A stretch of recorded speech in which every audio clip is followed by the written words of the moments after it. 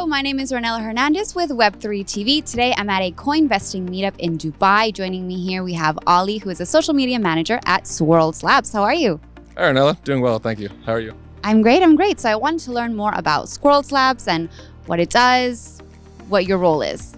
Sure, so Swirlds Labs was created by Hedera's two co-founders, Lehman Baird and Mance Harmon. So when they started the network, they had an ultimate vision to decentralize everything about the operation.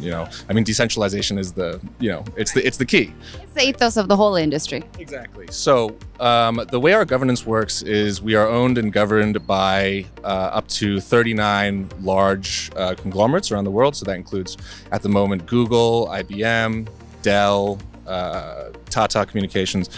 And all of these share an equal ownership and equal control in governance of the network. So last year, Mance Harmon and Lehman Baird, they went off and created their own company, Swirlds Labs, and they handle all of the core marketing and core engineering, a lot of the core services that the network provides. So when that change happened, I started in Hedera, and when that change happened, I transitioned over to Swirlds Labs. And what my role is I handle all the social media accounts, and I also create content here and there in the form of articles and even the stupid stuff like memes and, It's not stupid, it's important in this industry where meme coins are huge. All right, so in your opinion, how does the Hedera ecosystem balance governance with decentralization? So being able to remain decentralized while still having a form of governance.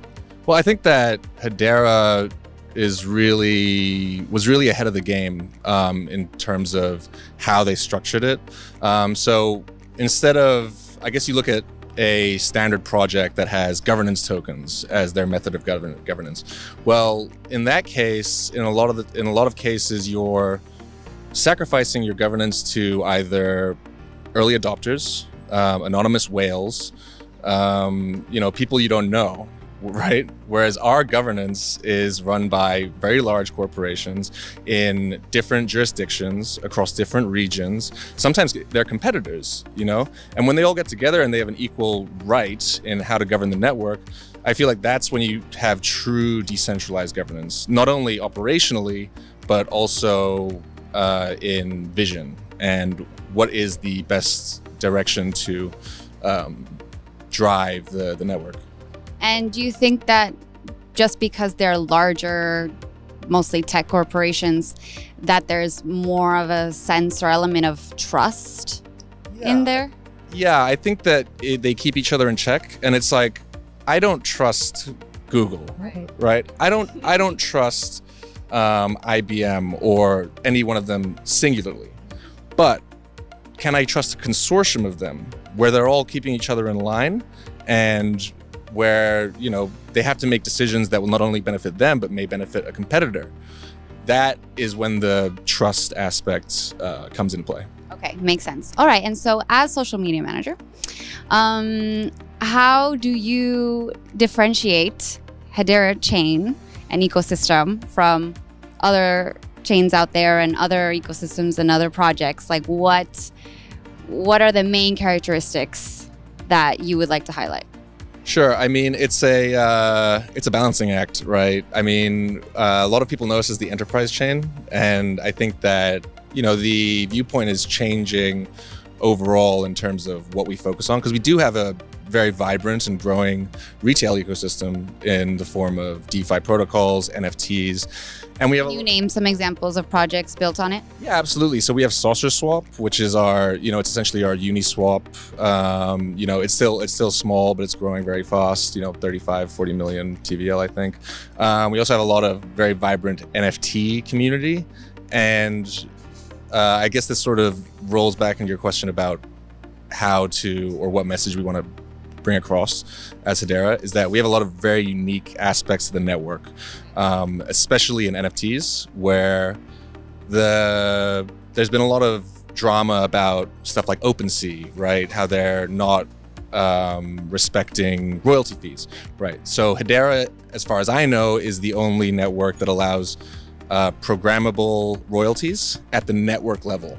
So NFT marketplaces are not allowed to say, oh, well, we're not going to respect the royalty fee. All NFT markets have to on our network. So when you create the NFT, you can set the royalty fee, and that can never be skirted. I feel like that's a very unique and very powerful thing, and those are the kind of unique aspects of the network that we want to come across in social media.